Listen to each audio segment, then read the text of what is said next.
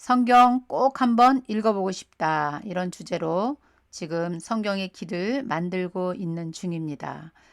우리가 드라마를 한 편만 봐도 저자가 무엇을 전하고 싶은지, 어떤 주제로 드라마를 써 내려가는지, 독자들에게 무엇을 알리고 싶은지를 우리는 알고 드라마를 보죠. 영화도 마찬가지죠. 그런데 하물며 하나님의 나라, 성경을 지금 대하고 있습니다. 성경은 저자가 하나님이시죠. 1600년 동안 40여 명의 저자가 한치의 오차도 없이 요한계시록까지 완성되고 보니 그 안에 분명한 주제가 있다는 사실을 알게 되었습니다. 그래서 우리는 성경을 볼 때 그 주제를 놓치고 보면 큐티 정도로만 끝나고 또 어쩌다 기도하는 가운데 내가 좋아하는 성경 규절이 나오면 그 규절을 붙잡고 기도하는 그런 정도로만 우리가 성경을 사용합니다. 그렇다면 성경은 창세기부터 요한계시록까지 어떤 관점을 가지고 있는가? 이런 주제를 다시 한번 정리하고요. 성경을 읽도록 하겠습니다. 자, 성경의 첫 번째 주제는 하나님은 왕이시다. 성경 전체는 누가 왕이냐? 세상 나라 왕이 왕인가? 하나님이 왕이신가? 이 주제를 가지고 성경은 흘러갑니다. 그래서 성경은 창세기부터 주제가 왕으로 시작하는 성경입니다. 자, 그렇다면 요한계시록 마지막의 주제도 무엇일까요? 분명히 예수께서 왕으로 다시 오시리라 약속하신 것이죠. 그래서 첫 번째 성경의 주제 왕 싸움이다. 하나님은 왕이시다. 맞지요, 여러분? 자, 그러면 두 번째 주제는 무엇인가요? 네, 두 번째 주제는 셋계열은 가인 계열과 섞이면 안 된다. 이렇게 제가 지난 시간에도 많이 반복해서 했던 것 같습니다. 셋계열, 가인 계열, 여러분이 들으면 새로운 것 같지만 사실은 창세기 1장에서 11장까지 인류 일반 역사를 다룰 때에 충분히 설명이 되었던 것입니다. 셋계열, 예배자 공동체를 말하고 있지요. 가인 계열, 세상 나라 공동체를 말하고 있습니다. 자, 그러면 셋계열은 가인 계열과 섞이면 안 된다. 여기는 안 된다로 나와 있지만 사실은 안 된다 정도가 아닙니다. 셋계열은 가인 계열과 섞이면 망한답니다. 망하는 것입니다.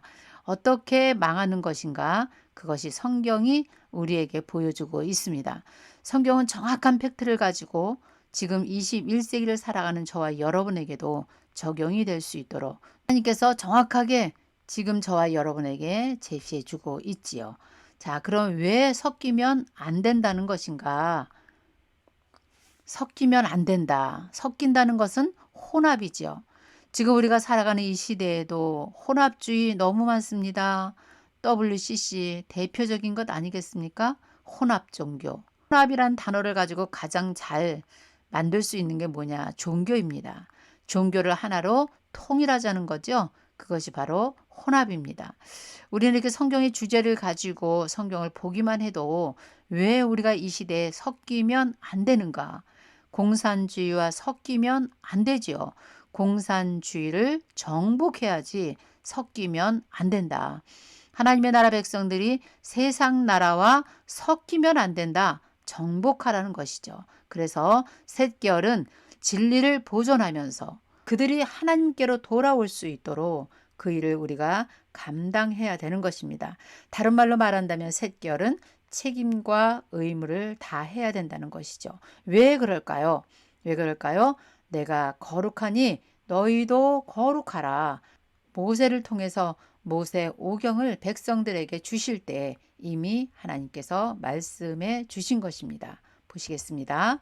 레위기 19장 1절입니다. 여호와께서 모세에게 말씀하여 이르시되 너는 이스라엘 자손의 온 회중에게 말하라는 겁니다. 너희는 거룩하라.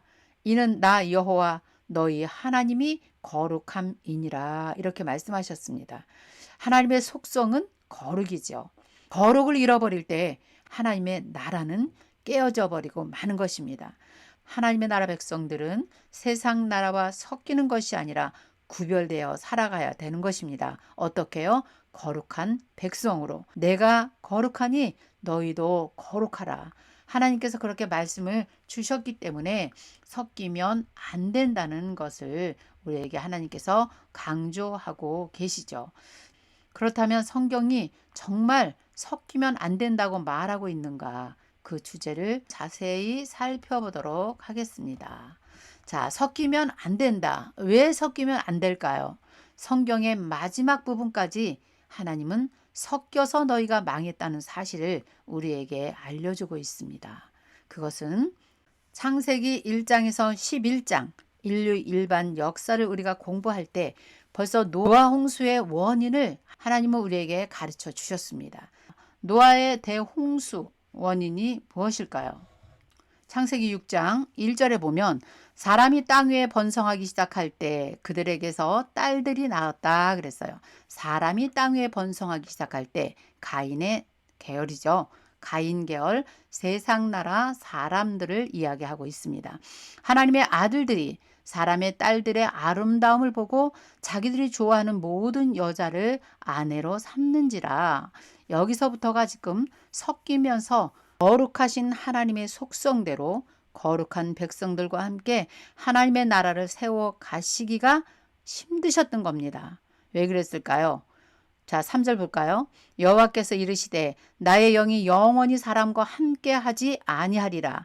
이는 그들이 육신이 됨이라. 그러나 그들의 날은 120년이 되리라. 하나님께서 노아의 홍수를 지금 예언하고 계시죠.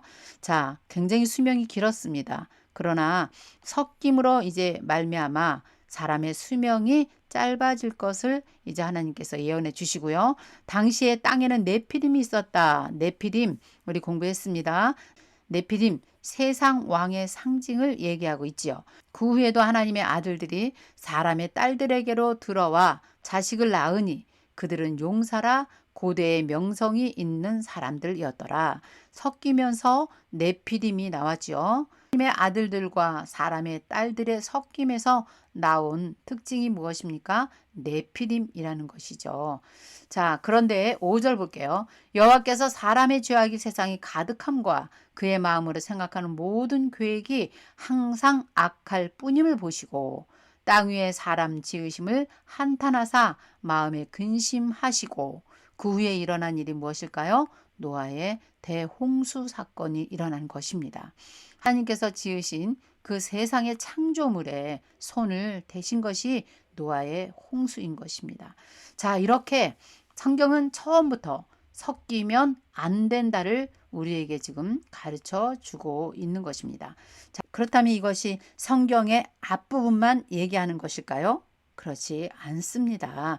이제 에스라와 느헤미야를 우리가 한번 살펴볼 건데요. 에스라와 느헤미야는 섞여서 하나님의 나라가 망하고 그래도 하나님께서 망하는 것이 끝이 아니다. 하나님께서 다시 회복을 약속해 주셨어요. 그것이 예언서 전체의 이야기이기도 합니다. 예언서의 말씀처럼 포로로 끌려가고 나라는 없어졌으나 70년이 지난 후에 다시 본국으로 돌아와서 예루살렘에 다시 성전을 재건하게 하셨어요. 그리고 하나님의 백성들이 돌아와서 성전 중심으로 살아가고 있었습니다.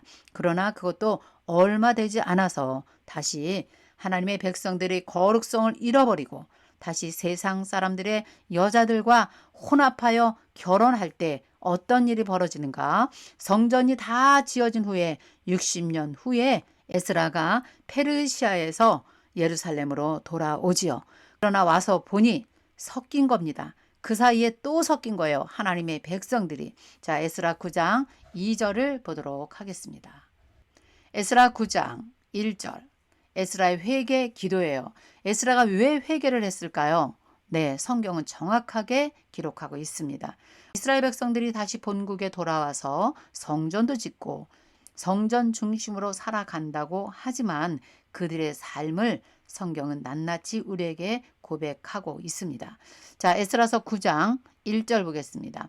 이 일 후에 방백들이 내게 나와 이르되 이스라엘 백성과 제사장들과 레위 사람들이 이 땅 백성들에게서 떠나지 아니하고 그 땅에 살고 있던 가인 계열의 백성들에게서 떠나지 아니하고 가나안 사람들과 헷 사람들과 브리스 사람들과 여부스 사람, 암몬 사람, 모압 사람들, 애굽 사람들과 아모리 사람들의 가증한 일을 행하여, 이 대표적인 사람들 아닙니까? 하나님께서 가나안 땅에 너희가 들어가면 분명히 섞이지 말고 거룩한 백성으로 살아내야 된다. 그 땅에는 이런 사람들이 살고 있을 것이다. 하나님이 가르쳐 주었던 거죠. 이 가증한 일들이 무엇일까요? 하나님이 나 외에는 다른 신을 두지 말라. 어떠한 형상도 만들면 안 된다. 그렇게 모세를 통해서 당부했지만 가인 계열의 사람들은 그렇게 가증한 일들을 행하고 있었어요. 그런데 중요한 것은 2절 볼게요. 그들의 딸들을 맞이하여, 어때요? 창세기 6장 2절의 말씀과 연결이 되지요.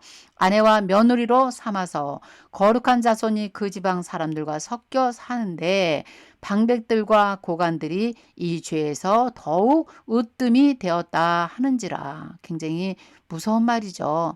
섞여 살고 하나님이 안 된다 하는 것에 오히려 지도자들이 더 먼저 으뜸이 되었다고 하는 것을 우리에게 보여주고 있습니다. 지금 이것이 에스라가 우리에게 낱낱이 고하고 있는 것이죠. 자, 3절 볼게요. 에스라가 이 일을 듣고 이제 보고를 들은 것이죠. 이 백성들이 살아가는 삶의 모습을 듣게 된 것입니다. 속옷과 겉옷을 찢고 머리털과 수염을 뜯으며 기가 막혀 앉아 있으니, 이렇게 되어 있죠. 자, 여러분 어떤 생각이 납니까? 성경의 앞부분이 혼합, 하나님의 나라가 완전히 망했거든요. 그런데 성경의 마지막입니다. 지금 자, 여기도 지금 에스라가 섞임 때문에 하나님의 나라 망한 것을 보고 한탄하고 그 백성들을 보면서 기가 막혀 앉아 있는 상황입니다. 자, 그렇다면 우리 한번 느헤미야를 한번 볼까요? 느헤미야 13장 23절을 보겠습니다. 그때 내가 또 본즉 유다 사람 뭐예요? 하나님의 백성들이 아스돗과 암몬과 모압 여인을 아내로 삼았는데 그들의 자녀가 아스돗 방언을 절반쯤은 하여도 유다 방언은 못하니 그 하는 말이 각 족속의 방언이므로 내가 그들을 책망하고 저주하며 그들 중 몇 사람을 때리고 그들의 머리털을 뽑고 이르되 너희는 너희 딸들을 그들의 아들들에게 주지 말고 너희 아들들이나 너희를 위하여 그들의 딸들을 데려오지 아니하겠다고 하나님을 가리켜 맹세하라, 이렇게 말하고 있습니다. 여러분 얼마나 중요해요. 똑같은 얘기죠. 아까 에스라 이야기와 지금 느헤미야 이야기를 우리가 똑같이 보고 있습니다. 자, 에스라와 느헤미야는 동일 시대에 함께 이스라엘 백성들을 위해서 가르치며 성전 문화를 꽃피워 갔던 사람들이기도 하지만요. 2차로 에스라가 먼저 돌아왔고 14년 후에 느헤미야가 3차로 본국으로 돌아온 것입니다.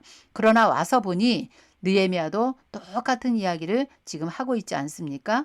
얼마나 정확합니까? 성경이 이렇게 창세기부터 마지막 부분까지도 하나의 주제를 가지고 간다는 것을 여러분들이 확인한다면 성경이 얼마나 재미있고 팩트인지를, 사실인지를 알게 될 것입니다. 에스라와 느헤미야가 같은 사역을 하면서 하는 일이 뭐예요? 공동 사역을 했는데요. 같은 내용입니다. 백성들을 가르치고 다시 하나님의 말씀으로 살아내도록 가르치며 예배 문화를 꽃피워가는 그런 일을 함께 했던 것을 볼 수가 있습니다. 자, 여기 보니까요. 24절 그들의 자녀가 이렇게 말하고 있죠. 자, 섞였어요. 그래서 아버지는 유대인이고 엄마는 이방인이었다. 그럴 때 가장 먼저 두드러진 것이 무엇입니까? 말을 잃어버리게 되는 것이죠. 그렇다면 말을 잊어버린다는 것은 그 민족성을 잃어버린다는 거죠. 그래서 이 섞임과 혼합이 굉장히 중요한 것을 우리에게 보여주고 있습니다. 그러니 25절에 내가 그들을 책망하고 저주하고 그들을 때리고, 그러니까 이 25절은 느헤미야의 정말 안타까운 그런 심정을 그대로 기록으로 남겨놓은 것을 볼 수 있습니다. 자, 그리고 느헤미야가 더 쉽게 우리에게 또 설명해 주고 있습니다. 우리가 왜 망했는가? 왜 하나님의 나라가 없어졌는가? 26절 보겠습니다. 또 이르기를 옛적에 이스라엘 왕 솔로몬이 이 일로 범죄하지 아니하였느냐? 그는 많은 나라 중에 비길 왕이 없이 하나님의 사랑을 입은 자라. 하나님이 그를 왕으로 삼아 온 이스라엘을 다스리게 하셨으나 이방 여인이 그를 범죄하게 하였나니 너희가 이방 여인을 아내로 맞아 이 모든 큰 악을 행하여 우리 하나님께 범죄하는 것을 우리가 어찌 용납하겠느냐 이렇게 나와 있습니다. 여러분 너무 중요하지 않아요? 성경의 전체적인 주제 섞이면 안 된다. 이 말씀이 지금 성경의 뒷부분에 느헤미야가 굉장히 강조하고 있습니다. 결혼입니다. 이방 여인을 아내로 맞아 했을 때 하나님께 범죄하는 것. 이것 때문에 망하게 되는 것을 너무 정확하게 설명해 주고 있습니다. 자, 이제 우리가 다시 한번 결론을 내도록 할게요. 섞이면 안 된다. 왜 안 될까요?